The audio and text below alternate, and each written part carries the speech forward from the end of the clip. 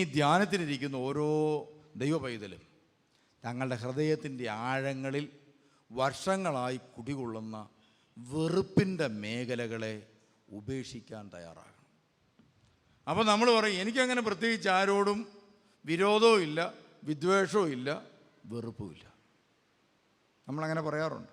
എനിക്കങ്ങനെ ആരോടും പ്രത്യേകിച്ചൊരു വിരോധവും ഇല്ല, വിദ്വേഷവും ഇല്ല, വെറുപ്പുമില്ല. പ്രിയമുള്ളവരെ, നമ്മളിപ്പോൾ ഇവിടുന്ന് വണ്ടിയേൽ അങ്ങോട്ട് ഇറങ്ങുകയാണ്. നമ്മളിവിടുന്ന് വണ്ടിയേൽ ഇറങ്ങുമ്പോൾ വഴിയിലോട്ട് കയറി കഴിയുമ്പോൾ നമ്മുടെ വാഹനത്തോടൊരു മര്യാദയും കാണിക്കാതെ നമ്മുടെ വാഹനത്തെ ഉരച്ചില്ല എന്ന് പറഞ്ഞ് ഒരുത്തൻ ഓവർടേക്ക് ചെയ്ത് കയറിപ്പോയാൽ നമ്മൾ എന്നാ പറയും?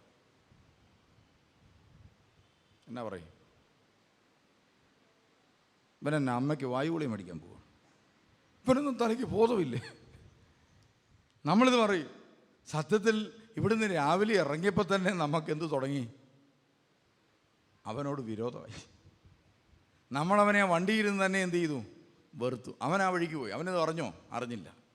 രാവിലെ തന്നെ നമ്മുടെ മനസ്സിനകത്ത് ആര് കയറി? ആ താത്താൻ കയറി. അപ്പോഴായിരിക്കും നമ്മളിത് ഈ റെയിൽവേ സ്റ്റേഷനിൽ പോയി നിൽക്കുന്നത്. നമുക്കിട്ട് ഒരുത്തനൊരു തട്ടും തട്ടി വെച്ച് പോയി. ഉടനെ നമ്മൾ ഒന്നും പറഞ്ഞില്ലെങ്കിലും മനസ്സിൽ പല്ലുകടി. അപ്പം തന്നെ നമുക്കെന്തായി? കായിക സ്പിരിറ്റ് പ്രസവിച്ചവിടെ രണ്ടാമതൊരു പ്രോഡക്റ്റ് കൂടി ഉണ്ടായി. അപ്പോഴായിരിക്കും ഒരാളെ വേറൊരാൾ കുത്തിക്കൊന്നു. ഉടനെ കുത്തിക്കൊന്നവനോട് നമുക്ക് സ്നേഹമാണോ തോന്നുന്നു, വെറുപ്പാണോ തോന്നുന്നു? വെറുപ്പാണ്. അങ്ങനെയാണെങ്കിൽ പ്രിയമുള്ള ഒരു പത്രം എടുത്ത് നോക്കിയാൽ 10 ബലാത്സംഗം, 2 കൊല, 4 മോഷണം. ഇപ്പം എത്ര പേരുണ്ട് പത്രത്തിൽ?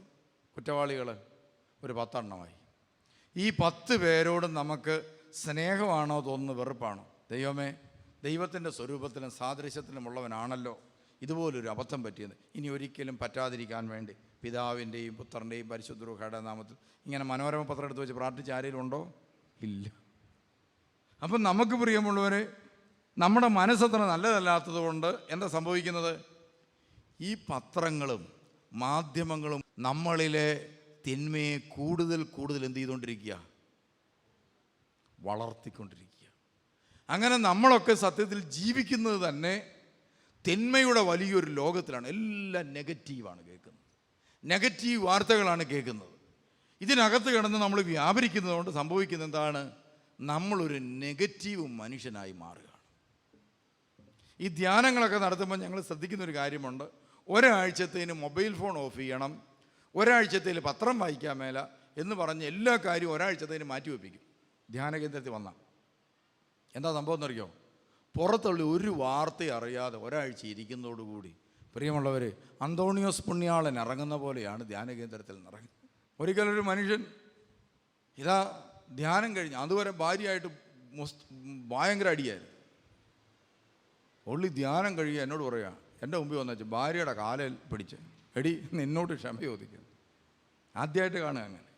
ഞാനോർത്ത് അന്തോണിയോസ് പുണ്യാളിനേക്കാളും യൗസേപ്പ് പിതാവിനേക്കാളും നല്ലൊരു മനുഷ്യനായി മാറി. വെറും യാക്കോബായക്കാരനാണ്. അപ്പോൾ അങ്ങനത്തെ എത്രയോ നല്ല മനുഷ്യരുണ്ടാകുന്നത് എങ്ങനെയാണ്? ഒരാഴ്ച ലോകത്തോട് വിട പറഞ്ഞ് നിന്ന് കഴിയുമ്പോൾ തന്നെ ആളുകൾ വളരെ നല്ല മനുഷ്യരായി മാറുന്നു. അതുകൊണ്ട് നമുക്ക് ചുറ്റുപാടുകളും നമ്മെയും അതുപോലെ നമ്മുടെ ജീവിത സാഹചര്യങ്ങൾ നമ്മളെ വേദനിപ്പിച്ചുകൊണ്ടിരിക്കുന്ന എല്ലാവരെയും എല്ലാവർക്കും വേണ്ടി പ്രാർത്ഥിച്ചുകൊണ്ട് പ്രിയമുള്ളവരെ, അവരെ എല്ലാം നമ്മുടെ ഹൃദയത്തിൻ്റെ കാരാഗ്രഹങ്ങളിൽ നിന്ന് നിരപരാധികളായി വിട്ടയക്കണം.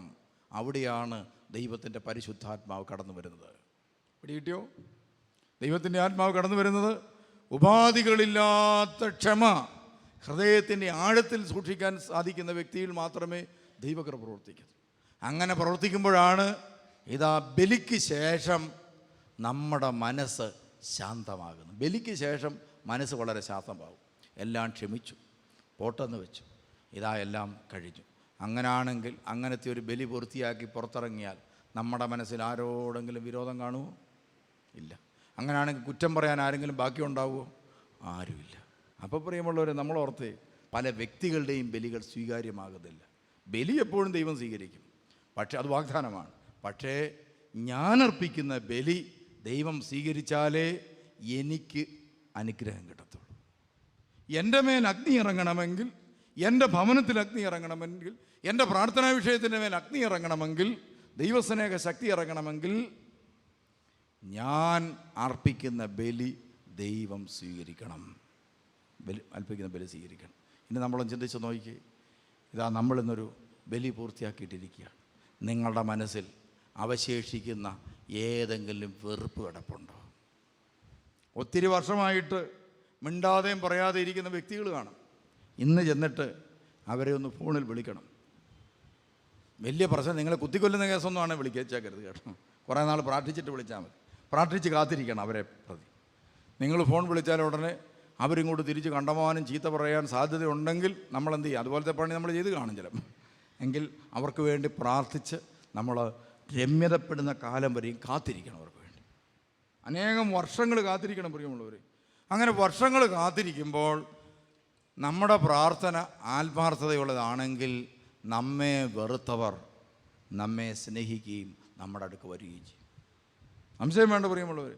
ശരീരത്തിൻ്റെ, ആത്മാവിൻ്റെയും മനസ്സിൻ്റെയും രോഗങ്ങൾ വിട്ട് പരിശുദ്ധാത്മാവിൻ്റെ നിയന്ത്രണത്തിലേക്ക് വരാൻ ഹൃദയത്തിൻ്റെ ആഴങ്ങളിൽ പതിഞ്ഞു കിടക്കുന്ന ആഴത്തിലുള്ള വെറുപ്പ് നമ്മുടെ ഹൃദയത്തിൽ നിന്ന് അഴിഞ്ഞു മാറണം. ഇനി നിങ്ങൾ ചിന്തിക്കുക, ഈ നിങ്ങളുടെ ഓർമ്മ വെച്ച കാലം മുതൽ ഇന്ന് വരെയുള്ള വ്യക്തിപരമായ ജീവിതത്തിൽ നിങ്ങളെ വേദനിപ്പിച്ച, സാമ്പത്തികമായി കബളിപ്പിച്ച, ചാരിത്രം കവർന്നെടുത്ത, വാക്ക് പറഞ്ഞിട്ട് വാക്ക് മാറിയ, നിങ്ങളെ വഞ്ചിച്ച, ചതിച്ച ഏതെങ്കിലും വ്യക്തികൾ ജീവിതത്തിലുണ്ടെങ്കിൽ ഇതാ നിങ്ങളുടെ ഹൃദയത്തിൻ്റെ കാരാഗ്രഹത്തിൻ്റെ ഉള്ളിൽ അവനൊരു കുറ്റക്കാരൻ എന്ന് പറഞ്ഞ് അടച്ചിട്ടിട്ടുണ്ടോ? ഇന്ന് യേശുവിൻ്റെ നാമത്തിൽ നിരപരാധിയായി നിങ്ങളുടെ ഹൃദയത്തിൽ വിട്ടയക്കുക കർത്താവ് ആഗ്രഹിക്കുന്നു.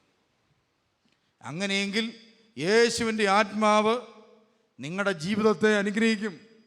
അത് ചിലപ്പം ഭർത്താവായിരിക്കാം, ഭാര്യയായിരിക്കാം, മക്കളായിരിക്കാം, സഹോദരങ്ങളായിരിക്കാം, പെങ്ങന്മാരായിരിക്കാം, നാത്തൂനായിരിക്കാം, അയൽപക്കക്കാരായിരിക്കാം.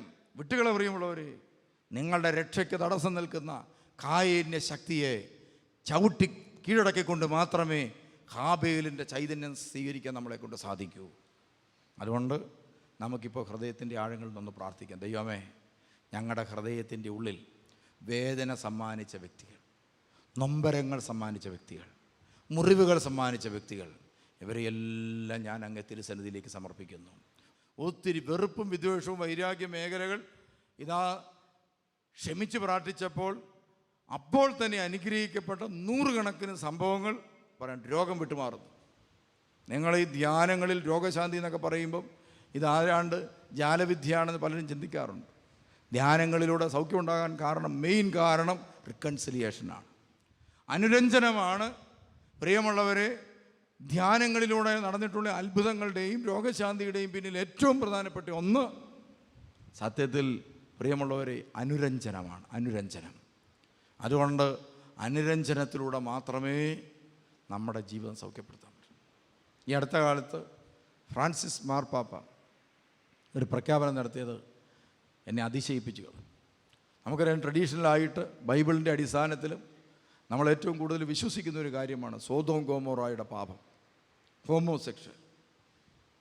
അദ്ദേഹത്തോട് ചോദിച്ചു, പത്രക്കാർ ചോദിച്ചു, പുരുഷൻ പുരുഷനെ വിവാഹം കഴിക്കുന്നുണ്ട്, സ്ത്രീ സ്ത്രീയെ വിവാഹം കഴിക്കുന്നുണ്ട്, ചില രാജ്യങ്ങൾ ഇത് അംഗീകരിക്കുന്നുണ്ട്. ക്രിസ്ത്യാനികൾ പറയുന്ന ആ രാജ്യങ്ങളിൽ പോലും പ്രശ്നങ്ങളുണ്ടാകുന്നു, ആ രാജ്യങ്ങൾ പോലും തകരുന്നു. ഇത് ദൈവഹിതത്തിനെതിരല്ലേ? അങ്ങയുടെ ഇതിനെക്കുറിച്ചുള്ള മറുപടി എന്താണ്? അദ്ദേഹം എന്ത് പറഞ്ഞെന്നറിയോ? പ്രിയമുള്ളവരെ,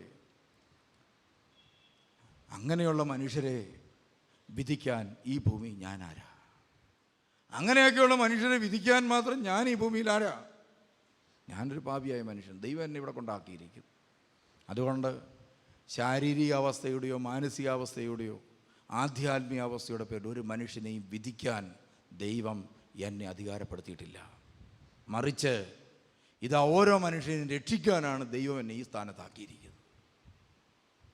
എത്രയോ വലിയൊരു ഉൾക്കാഴ്ചയാണ് പരിശുദ്ധാത്മാവ് അദ്ദേഹത്തിന് കൊടുത്തതെന്ന് ഞാൻ ഓർത്തുപോയി.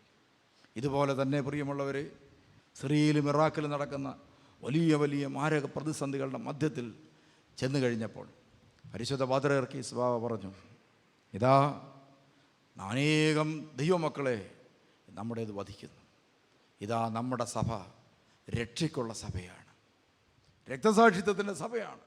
അതുകൊണ്ട് ഇതാ ഈ നമ്മളെ ഉപദ്രവിക്കുന്നവരോടൊന്നും നമ്മൾ മനസാക്ഷിയിൽ ഇതാ വെറുപ്പ് വെച്ച് പുലർത്തുന്നില്ല. സഭ അവരോട് ആരോടും വെറുപ്പ് വെച്ച് പുലർത്തുന്നില്ല. അവർക്ക് വേണ്ടി പ്രാർത്ഥിക്കുക മാത്രമേ ചെയ്യുന്നുള്ളൂ. കണ്ടോ, ഇതാണ് പ്രിയമുള്ള സഭാദൗത്യം. പത്രോസ് അപ്പോസ്തലൻ പരിശുദ്ധാത്മാവിൻ്റെ ശക്തി കൊണ്ട് നിറഞ്ഞു. അതോടൊപ്പം പെന്തക്കോസ്ത ദിനം സമാഗതമായപ്പോൾ അവിടെ കൂടിയിരുന്ന ദൈവജനം പരിശുദ്ധാത്മാവോട് നിറഞ്ഞു. അങ്ങനെ പരിശുദ്ധാത്മാവിൻ്റെ ശക്തി കൊണ്ട് നിറഞ്ഞതോടുകൂടി ആദിമ നൂറ്റാണ്ടിലെ ക്രൈസ്തവരുടെ ഇടയിൽ കാര്യമായ ചില മാറ്റങ്ങൾ ഉണ്ടായി. അവർ ദൈവത്തെ സ്തുതിക്കാൻ തുടങ്ങി, അപ്പം മുറിക്കാൻ തുടങ്ങി, കൂട്ടായ്മ ആചരിക്കാൻ തുടങ്ങി, തങ്ങളുടെ സ്വത്തുക്കൾ പങ്കുവെച്ച് മറ്റുള്ളവർക്ക് കൊടുക്കാൻ തുടങ്ങി.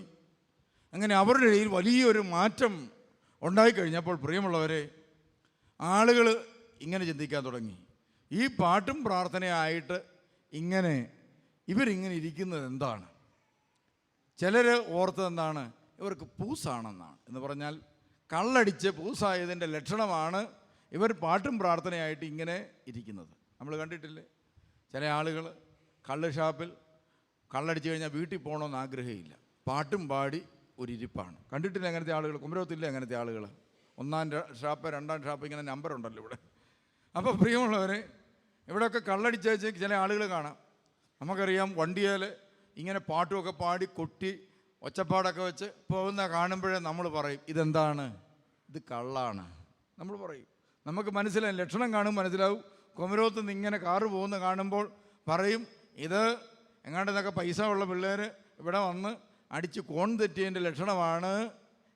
ഈ വ്യത്യസ്തമായി അങ്ങോട്ട് പോയപ്പോൾ വളരെ മര്യാദക്കാരായിട്ട് വണ്ടി പിടിച്ച് പോയി, ഇങ്ങോട്ട് വന്നപ്പോൾ ഇത് വളരെ സന്തോഷം, ഇല്ലാത്ത സന്തോഷം, ഇല്ലാത്ത ആനന്ദം, ഉല്ലാസം. അപ്പോൾ പറഞ്ഞു, ഇവർ ലഹരി പിടിച്ചിരിക്കുകയാണ്. ഇതുപോലെ തന്നെ ആദിമ നൂറ്റാണ്ടിൽ എന്ത് സംഭവിച്ചു? പ്രിയമുള്ളവരെ, യേശുക്രിസ്തുവിൻ്റെ മരണവും പീഡാസകനവും കുരിശുമരണവും ഒക്കെ കാരണം ഇതാ ജീവിതത്തിൽ ദുരനുഭവങ്ങൾ കിട്ടിയ അപ്പോസ്തലന്മാർ സത്യത്തിൽ ഒതുങ്ങാൻ തീരുമാനിച്ചു. ഇനി ഞങ്ങൾ ഒതുങ്ങാൻ തീരുമാനിക്കുന്നു.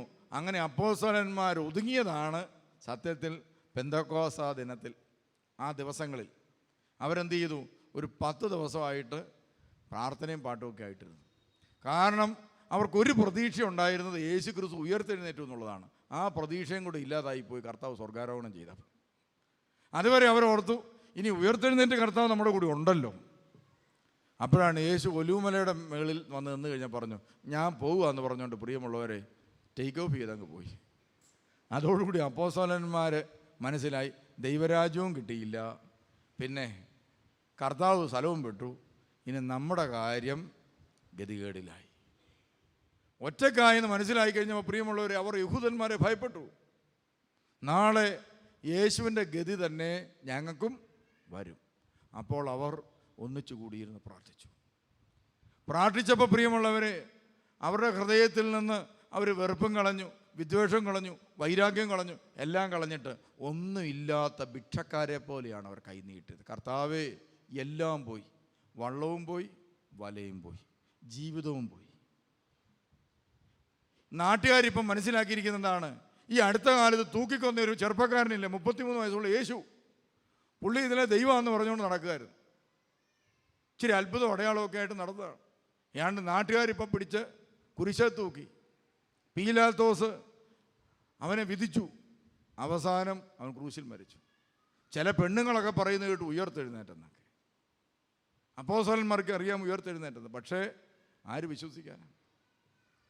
ആര് പറഞ്ഞാൽ വിശ്വസിക്കും? ജീവിച്ചിരുന്ന കാലത്ത് യേശു ചെയ്ത അത്ഭുതങ്ങൾ കണ്ട് വിശ്വസിക്കാത്തവൻ മരിച്ചിട്ട് ഉയർത്തെഴുന്നേറ്റെന്ന് പറഞ്ഞാൽ എങ്ങനെ വിശ്വസിക്കും? അതോടുകൂടി പ്രിയമുള്ളവരെ, അവർ പേടിത്തൊണ്ടന്മാരായി. അവരൊറ്റയ്ക്ക് കയറിയിരുന്ന് പ്രാർത്ഥിച്ചപ്പോൾ പരിശുദ്ധി അമ്മ അവരുടെ കൂടെ ഉണ്ടായിരുന്നു. പരിശുദ്ധി അമ്മയോട് കൂടിയിരുന്ന് അവർ പ്രാർത്ഥിച്ചപ്പോൾ സംഭവിച്ചത്, അഗ്നിനാവുകൾ പോലെ പരിശുദ്ധാത്മ അവരുടെ മേൽ വന്നു. എന്താ ഈ അഗ്നിനാവ്? പിളർന്ന അഗ്നിനാവ്. ഇന്ന് വരെ എന്നെങ്കിലും മാമോദീസ മുക്കുന്ന സമയത്ത് പരിശുദ്ധാത്മാവ് വരാറുണ്ട്. ഏതെങ്കിലും കൊച്ചിന് മാമോദീസ മുക്കുമ്പോൾ പിളർന്ന് അഗ്നിനാവ് വന്നിരിക്കുന്ന കണ്ടിട്ടുണ്ടോ? ഉണ്ടോ? ഇല്ല. ഏതെങ്കിലും സമയം വിശുദ്ധ കുർബാനയിൽ പരിശുദ്ധാത്മ ആവസിക്കുന്നുണ്ട്. എപ്പോഴെങ്കിലും ആരെങ്കിലും പിളർന്ന് അഗ്നിനാവ് അവിടെ നിൽക്കുന്ന കണ്ടിട്ടുണ്ടോ? ഇല്ല. അപ്പോൾ അപ്പോസ്തലന്മാരുടെ മേൽ പരിശുദ്ധാത്മാവ് വന്ന പെന്തിക്കോസ്തിയുടെ ദിവസം കുമ്പിട്ട് എഴുന്നേറ്റപ്പോൾ എന്നെങ്കിലും പള്ളിയിൽ അഗ്നിനാവ് പിളർന്ന് നിൽക്കുന്നത് കണ്ടിട്ടുണ്ടോ? ഇല്ല. അപ്പോൾ പിന്നെ ഇത് ആദിമ നൂറ്റാണ്ടിലുണ്ടെന്ന് പറഞ്ഞ് നമ്മളെങ്ങനെ വിശ്വസിക്കുന്നു? ഇപ്പം ഇല്ലാത്ത ആത്മാവ് അന്നേരം ഉണ്ടായിരുന്നു. അന്നേരം ഉള്ള ആത്മാവ് ഇപ്പം ഇല്ലാതെ വരുമോ? ഇപ്പം പരിശുദ്ധാത്മാവ് വരുമ്പോൾ ഇതുപോലെയുള്ള കാഴ്ചയൊക്കെ കാണുകയാണ്. അന്നേരം കാണേണ്ടതല്ലേ? ഇപ്പോഴും കാണേണ്ടതല്ലേ? അപ്പം പ്രിയമുള്ളവരെ, എന്താണ് ഈ പോലെ? അഗ്നിനാവുകൾ പോലെ പരിശുദ്ധാത്മാവ്. എങ്ങനെയാ വന്നത്? അഗ്നിനാവുകൾ പോലെ. എന്താ ഈ പിളർന്ന അഗ്നിനാവ് എന്ന് പറഞ്ഞാൽ എന്താണെന്നറിയോ? പ്രിയമുള്ളവരെ, അന്നത്തെ രാജാക്കന്മാരുടെ തലയിൽ വെച്ചിരുന്ന തൊപ്പിയിലെ ഒരു സിമ്പലാണ് എന്ത്? പിളർന്ന അഗ്നിനാവ്. അപ്പം പരിശുദ്ധാത്മാവ് ഇവരുടെ മേൽ വന്ന് ആവസിച്ചു. ആത്മാവിനെ കാണാൻ പറ്റിയില്ല. പക്ഷേ ദൈവത്തിൻ്റെ ആത്മാവ് ഇവരുടെ മേൽ വന്നതോടുകൂടി അന്നത്തെ കാലത്തെ രാജാവിനെ പോലെയുള്ള അധികാരവും ശക്തിയും കിട്ടിയവരായി അവർക്ക് തന്നെ തോന്നി. അത്രയും നേരവും മുറിക്കകത്തിട്ട് അടച്ചിട്ടിരുന്ന പാർട്ടി പുറത്തോട്ടിറങ്ങി, ഒരു രാജാവ് ഇറങ്ങുന്നത് പോലെ. മുക്കുവനായ പത്രോസ് അപ്പോസ്തലൻ ഒരു രാജാവിനെ പോലെ ഇറങ്ങി നിന്നു. പ്രസംഗിക്കാൻ അറിയാൻ മേലാത്ത പാർട്ടി, പ്രിയമുള്ളവരെ, മൈക്കില്ലെങ്കിലും ഇതാ പ്രസംഗം കൊണ്ട് തുടങ്ങി. പ്രസംഗിച്ചപ്പോൾ അവിടെ നിന്നിരുന്ന സകലമാന മനുഷ്യർക്കും പത്രോസ് പറയുന്നത് മനസ്സിലായെന്നുള്ളത്. ഇപ്പോൾ ഉള്ള പ്രശ്നം എന്താണ്? പറയുന്നത് പലർക്കും മനസ്സിലാകുന്നില്ല. ഒന്ന് പറഞ്ഞാൽ വേറൊന്നായിട്ടാണ് മനസ്സിലാകുന്നത്. എന്തിൻ്റെ ലക്ഷണ? ഇതാ ദുരാത്മാവ് കയറുന്നതിൻ്റെ ലക്ഷണം. നമ്മളൊന്ന് പറയും, മനസ്സിലാക്കുന്നത് വേറൊന്ന്. ഒരിക്കൽ ഒരു സ്ത്രീ ധ്യാനത്തിനോ ഒരു പെൺകുട്ടിയായിട്ടാണോ, ആ പെൺകുട്ടി ഏതാണ്ട് ആത്മഹത്യ ചെയ്യാൻ പറ്റാൻ ശ്രമിച്ചു. അപ്പോൾ അവളെ ഒന്ന് ഉപദേശിക്കാൻ വേണ്ടി കൊണ്ടുവന്നതാണ്. ഞാൻ അവൾക്കൊരു ഉപദേശമൊക്കെ കൊടുത്തിട്ട് ഇറക്കി വിട്ടു. 5 മിനിറ്റ് കഴിഞ്ഞപ്പോൾ ഈ അമ്മ മുറി കയറി വന്ന് എന്നോട് ചോദിച്ചു, അച്ഛാ അവൾ എന്നാക്കിയാ പറഞ്ഞെന്ന് ചോദിച്ചു. ഞാൻ പറഞ്ഞു, അവൾ എന്നോട് പറഞ്ഞ കാര്യം ഞാനെങ്ങനെ നിങ്ങളോട് പറയുന്നത്? നിങ്ങളോട് പറയാനുള്ള കാര്യമായിരുന്നെങ്കിൽ അത് നിങ്ങളോട് പറയുകയില്ലായിരുന്നു, നിങ്ങളുടെ മകൾ. അല്ല, എനിക്കൊന്ന് അറിയാൻ വേണ്ടിയാണ്. ഞാൻ പറഞ്ഞു, ഈ പെണ്ണ് പറഞ്ഞ കാര്യം ഞാൻ നിങ്ങളോട് പറഞ്ഞാൽ നിങ്ങൾ പറഞ്ഞ കാര്യം ഞാൻ വേറൊരാൾ പറഞ്ഞെന്ന് പറയുമെന്ന് നിങ്ങൾ വിശ്വസിക്കുകയില്ല. അതുകൊണ്ട് ഞാൻ പറയത്തില്ല. ഞാൻ പറഞ്ഞു, മകളെ കൂട്ടി ധ്യാനത്തിന് പറഞ്ഞു. അങ്ങനെ മകളെ കൂട്ടി ഈ അമ്മ ധ്യാനത്തിന് വന്നു. ധ്യാനത്തിൻ്റെ ബുധനാഴ്ച ആയപ്പോൾ പ്രിയമുള്ളവരെ, ധ്യാന കേന്ദ്രത്തിൽ നിന്ന് പുറത്തിറങ്ങി കുരിശും തൊട്ടി പോയിരിക്കുകയാണ്. അപ്പോൾ ശുശ്രൂഷകർ വന്ന് ചോദിച്ചു, എന്താ ഇവിടെ ഇരിക്കുന്നത്? ധ്യാനത്തിന് അകത്ത് കയറിയിരിക്കാൻ മേലെ. ഉടനെ പറഞ്ഞു, അച്ഛൻ പറഞ്ഞു ഇവിടെ ഇരുന്നോളാൻ പറഞ്ഞു. ഉടനെ അവരങ്ങ് പോയി. വല്ല തലവേദന എടുത്തിട്ടായിരിക്കും എന്ന് പറഞ്ഞു. കുറച്ചു നേരം കഴിഞ്ഞപ്പോൾ പ്രിയമുള്ളവർ, അവർ ബാഗും എടുത്തുകൊണ്ട് ഇറങ്ങി പോവുക. ഉടനെ ശുശ്രൂഷകരെല്ലാം എന്നോട് വന്ന് പറഞ്ഞു, ഇതാ ഒരു സ്ത്രീ ബാഗ് എടുത്തുകൊണ്ട് ഇറങ്ങിപ്പോകുന്നു കരഞ്ഞുകൊണ്ട്. ഞാൻ പറഞ്ഞു, അവരെ വിളിച്ചുകൊണ്ട് വരാൻ പറഞ്ഞു. ഉടനെ ശുശ്രൂഷകരെല്ലാം ചെന്ന് പോകരുത് എന്ന് പറഞ്ഞുകൊണ്ട് പിടിച്ച് എൻ്റെ മുമ്പിൽ കൊണ്ട്. അപ്പം ഞാൻ ചോദിച്ചു, ധ്യാനം തീരാതെ എന്തുകൊണ്ടാണ് പോകുന്നത്? ഉടനെ എന്നോട് പറഞ്ഞു, അച്ഛാ വേണ്ട അച്ഛാ, എനിക്ക് മതിയായ അച്ഛാ. ഞാൻ ചോദിച്ചു, എന്താ? അച്ഛൻ എൻ്റെ കാര്യങ്ങളെല്ലാം ഈ ധ്യാനത്തിലിരിക്കുന്നവരോടെല്ലാം പറഞ്ഞില്ലേ? ഞാൻ പള്ളിയിലോട്ട് കയറി ചെല്ലുമ്പോൾ അവരെല്ലാം എന്നെ നോക്കി ചിരിക്കുക. ഞാൻ ചോദിച്ചു, ആരാ ചിരിച്ചത്? ഞാൻ ഇന്ന് ഭക്ഷണം കഴിഞ്ഞിട്ട് വന്നപ്പോൾ 2 സ്ത്രീകൾ അങ്ങോട്ടും ഇങ്ങോട്ടും എന്നെ നോക്കി അടക്കം പറയുന്നു. ഞാനതിന് ശേഷം ഇങ്ങോട്ട് തിരിച്ചപ്പോൾ അവരും എന്നെക്കുറിച്ചാണ് പറയുന്നത്. അപ്പം ഞാൻ ചോദിച്ചു, അതിന് നിങ്ങളുടെ കാര്യമൊന്നും പറയാൻ എനിക്ക് നിങ്ങളുടെ കാര്യമൊന്നും അറിയാൻ മേലെ. ഉടനെ എന്നോട് പറഞ്ഞു, തിരുമേനയുടെ അമ്മയുടെ വീട് ചെങ്ങളത്തല്ലേ? ഞാൻ പറഞ്ഞു, അതെ. ആ, എൻ്റെ അമ്മയുടെ വീടും ചെങ്ങളത്താണ്. അപ്പോൾ ഞാൻ പറഞ്ഞു, അതുകൊണ്ട് ഞാൻ എൻ്റെ പ്രശ്നങ്ങളെല്ലാം എൻ്റെ അമ്മ അറിഞ്ഞിട്ട് അമ്മയുടെ അമ്മ വീട്ടിൽ ചില പറഞ്ഞു കാണും. ആ കാര്യം അമ്മ വീട്ടുകാർ തിരുമേനിയുടെ അമ്മയുടെ വീട്ടുകാരോട് പറഞ്ഞില്ലേ? അത് തിരുമേനിയുടെ അമ്മയോട് പറഞ്ഞിട്ട് തിരുമേനിയുടെ അമ്മ അറിഞ്ഞിട്ട് തിരുമേനിയോട് പറഞ്ഞിട്ട് തിരുമേനി എന്ത് ചെയ്തു? അത് ഈ പള്ളിയിലിരിക്കുന്ന ആളോട് പറഞ്ഞിട്ട് പള്ളിയിലിരിക്കുന്ന ആൾ എന്നെ നോക്കി ചിരിക്കുക. വേണ്ട വെച്ചാ, എനിക്ക് മതിയായി. ഇങ്ങനെയൊക്കെയാണ് നിങ്ങൾ ധ്യാനം നടത്തുന്നത്. അപ്പോൾ എന്താണ്? നമ്മൾ പറയാത്തത് അവർ കേൾക്കുന്നു. ഇതെന്തിൻ്റെ പ്രവർത്തന? ഒരു ദുരാത്മാവിൻ്റെ പ്രവർത്തനം. നമ്മുടെ ആളുകളെല്ലാം ഇങ്ങനെ എന്താണ്, നമ്മൾ ഉദ്ദേശിക്കുന്നതല്ല അവർ കേൾക്കുന്നു.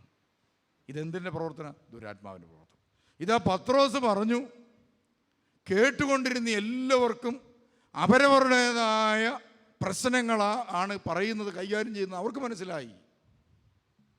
പരിശുദ്ധാത്മാവ് ധ്യാനത്തിൽ പ്രവർത്തിച്ചുകൊണ്ടിരിക്കുമ്പോൾ, പ്രിയമുള്ളവർ, തിരുവചനം പ്രഘോഷിച്ചുകൊണ്ടിരിക്കുമ്പോൾ സംഭവിക്കുന്നത്, ഓരോ ധ്യാനം കൂടുന്ന വ്യക്തിക്കും ഇതാ തങ്ങളുടെ കാര്യമാണ് ഈ പ്രസംഗിക്കുന്ന വ്യക്തി പറയുന്നതെന്ന് തോന്നും. അതാണ് ധ്യാനത്തിൻ്റെ വിജയം. അത് പരിശുദ്ധാത്മാവിൻ്റെ ഒരു പ്രവർത്തനം. ഓരോരുത്തർക്കും ഓരോന്നും തോന്നും. ഞാൻ തന്നെ പല വ്യാഖ്യാനങ്ങളും കണ്ടുപിടിച്ചത് ഈ കേട്ട ആളുകൾ ഇതാ എനിക്കിങ്ങനെയാണ് മനസ്സിലായെന്ന് പറയുമ്പോഴാണ് ഞാൻ അറിയുന്നത് ഇങ്ങനൊരു അർത്ഥമുണ്ട്. ഞാൻ ഉദ്ദേശിച്ചത് ഒന്ന്, ഇതാ കേട്ടത് വേറെ. ഒരിക്കൽ എൻ്റെ അടുത്തൊരു അച്ഛൻ വന്നു. അച്ഛൻ്റെ ജീവിതത്തിൽ കുറച്ച് പ്രശ്നങ്ങളൊക്കെ അച്ഛൻ എന്നോട് പറഞ്ഞു. ഞാനൊരു വചനം, എനിക്കറിയാവുന്നൊരു വചനം കൊടുത്തു. കുടുംബജീവിതവുമായി ബന്ധപ്പെട്ട വചനമായിരുന്നു. ഞാൻ പറഞ്ഞു, ഇതാ ഉൽപ്പത്തി 12 വായിക്കാൻ പറഞ്ഞു. ഉൽപ്പത്തി 12 വായിച്ച ശേഷം അച്ഛൻ എന്നോട് വന്നിട്ട് കുറേ വ്യാഖ്യാനങ്ങൾ പറഞ്ഞപ്പോൾ ഞാൻ വാ വിളിച്ചു പോയി. ഇങ്ങനെ ഇതിനർത്ഥമുണ്ട്. എന്നോട് പറഞ്ഞ ഇതാണ്, ഇതാ അച്ഛൻ എനിക്ക് പറഞ്ഞു തന്ന വചനം കേട്ടപ്പോൾ ഞാൻ വായിച്ചപ്പോൾ മനസ്സിലായതാണ്, അബ്രഹാം ചാർച്ചക്കാരെയും പിതൃഭവനത്തെയും വിട്ട് പോയി എന്ന് പറഞ്ഞാൽ അഡ്രസ്സ് ഇല്ലാത്തവനായിപ്പോയി. ഇതാണ് അച്ഛന് മനസ്സിലായത്. അതുകൊണ്ട് നീ എന്ത് ചെയ്യണം? നിൻ്റെ അഡ്രസ്സിനെ കുറിച്ച് ഓർത്ത് ഭാരപ്പെടണ്ട. അതായിരുന്നു. എന്നിട്ട് പറഞ്ഞു, എൻ്റെ ജീവിതത്തിലെ പ്രതിസന്ധിക്ക് ഇത് ഉത്തരം നൽകുന്നവർ. ഞാൻ ചോദിച്ചു, അച്ഛൻ്റെ ജീവിതത്തിൽ എന്നായിരുന്നു പ്രതിസന്ധി? അന്നേരം പറഞ്ഞു, എൻ്റെ ഭാര്യ വീടിനടുത്ത് കുറച്ച് സ്ഥലമുണ്ട്. അപ്പോൾ അമ്മ മാത്രമേ ഉള്ളൂ. എന്നോട് പല പ്രാവശ്യമായിട്ട് പറയുന്നു അവിടെ വന്ന് ഒന്ന് താമസിക്കണം. എനിക്കാണെങ്കിൽ ഉള്ളിലുള്ളിൽ ഭാര്യയുടെ വീട്ടിൽ താമസിക്കുന്നത് ഭയങ്കര വിഷമാണ്. ഞാൻ പലരെയും ഇത് പറഞ്ഞ് കളിയാക്കുമായിരുന്നു. ഭാര്യ വീട്ടിൽ പോയി താമസിക്കുന്നു പറഞ്ഞു. എനിക്ക് ഈ ഗതി വന്നു, അതെനിക്ക് സഹിക്കാൻ പറ്റുന്നില്ല. അതിൽ പിന്നെ കുർബാന ചൊല്ലിയാലും ഒക്കുന്നില്ല, എല്ലാം പ്രശ്നമാണ്. ഈ വചനം വായിച്ചപ്പോൾ അബ്രഹാം ഇതാ എല്ലാം വിട്ടൊഴിഞ്ഞൊരു സാധാരണക്കാരനെ പോലെ അഹങ്കാരം വെടിഞ്ഞപ്പോഴാണ് അനുഗ്രഹിക്കപ്പെട്ടതെന്ന് മനസ്സിലായി. അതുകൊണ്ട് ഞാൻ എൻ്റെ അഹങ്കാരം വെടിഞ്ഞു. അപ്പം ഞാൻ പറഞ്ഞു, സത്യത്തിൽ അച്ഛൻ്റെ ഭാര്യയെക്കുറിച്ച് അച്ഛനെന്താ അഭിപ്രായം? ഉടനെ പറഞ്ഞു, നല്ലൊരു ഭാര്യയാണ് ദൈവം എനിക്ക് തന്നത്. ഞാൻ പറഞ്ഞു, നല്ല ഭാര്യ ഉണ്ടെങ്കിൽ നല്ലൊരു അമ്മ കാണും. അതുകൊണ്ട് നല്ല അമ്മയില്ലാതെ നല്ല ഭാര്യ ഉണ്ടാകും, മകളുണ്ടാകുകയില്ല. അതുകൊണ്ട് ആ ഭാര്യയെ കിട്ടിയപ്പോൾ ഭാര്യയുടെ അമ്മയെ കൂടെയാണ് ദൈവം തന്നത്. അറിയാമുള്ളവരെ, അച്ഛൻ അവിടെ നിന്ന് ഇങ്ങനെ തീരുമാനമെടുത്തു, എൻ്റെ ഭാര്യയോടൊപ്പം എൻ്റെ ഭാര്യയുടെ അമ്മയെ ഞാൻ ബഹുമാനിക്കേണ്ടതാണ്. പ്രാർത്ഥിച്ചു തീർന്നില്ല പ്രിയമുള്ളവരെ, പിറ്റേ ആഴ്ചയിൽ തന്നെ ആ വൈദികൻ അനുഗ്രഹിക്കപ്പെട്ടു. അനുഗ്രഹിക്കപ്പെട്ടെന്ന് മാത്രമല്ല, വിദേശ രാജ്യത്ത് ചെന്നു. വിദേശ രാജ്യത്ത് ചെന്നെന്ന് മാത്രമല്ല, വിദേശ രാജ്യത്തെ പള്ളിയിൽ ഏറ്റവും സ്വാധീനം ചെലുത്തിയ വൈദികനായി എന്ന് മാത്രമല്ല, ഇന്ന് കേരളത്തിലെ ഒരു നല്ല സുവിശേഷ പ്രഘോഷകനുമായി. എന്താണ്? തിരുവചനത്തിൽ പരിശുദ്ധാത്മാവിൻ്റെ സ്വരം കേൾക്കാൻ സാധിച്ചപ്പോഴാണ്. എൻ്റെ പ്രസംഗം കേട്ടതോ എൻ്റെ വാക്ക് കേട്ടതോ അല്ല പ്രധാനം. ഇതുപോലെ നിങ്ങൾ ദൈവവചനത്തിൽ ദൈവസ്വരം കേൾക്കണമെങ്കിൽ പരിശുദ്ധാത്മാവിൻ്റെ ശക്തി വരണം. അത് നിങ്ങളുടെ ഹൃദയത്തിൽ വരണം. അപ്പോൾ പത്രോസ് പ്രസംഗിച്ചു, ഇതാ കേട്ടുകൊണ്ടിരുന്നവരുടെ മേലെല്ലാം പരിശുദ്ധാത്മാവ് വരാൻ തുടങ്ങി.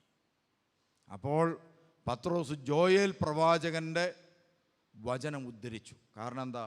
പ്രവാചകന്മാരുടെ വചനത്തിൽ ആരുണ്ട്? പരിശുദ്ധാത്മാവുണ്ട്. നിബിയന്മാരും സ്ലീഹന്മാർ വഴി സംസാരിച്ചത് പരിശുദ്ധാത്മാവാണ്. എന്നിട്ട് ജോയേൽ പ്രവാചകൻ്റെ വചനം ഉദ്ധരിച്ചുകൊണ്ട് പത്രോസ് പറയുന്ന വാക്കാണ് നിങ്ങൾ കേട്ടത്. ഇതാ അവസാന നാളുകളിൽ സകല ജഡത്തിൻ്റെ മേലും ഞാൻ എൻ്റെ ആത്മാവിനെ പകരും. ജഡം എന്ന് പറഞ്ഞാൽ എന്താ? നമ്മൾ പാപം ചെയ്ത മനുഷ്യന് പറയുന്ന പേരാണ് ജഡം. അവൻ്റെ മേൽ ദൈവം തന്നെ ആത്മാവിനെ പകരും. പകർന്നു കഴിഞ്ഞാൽ എന്നൊക്കെ സംഭവിക്കും? 3 അത്ഭുത പ്രതിഭാസങ്ങളുണ്ടാവും. ഇപ്പം നിങ്ങളുടെ വീട്ടിൽ പരിശുദ്ധാത്മാവ് ആവസിച്ചിട്ടുണ്ടെങ്കിൽ 3 അത്ഭുത പ്രതിഭാസങ്ങളുണ്ടാവും.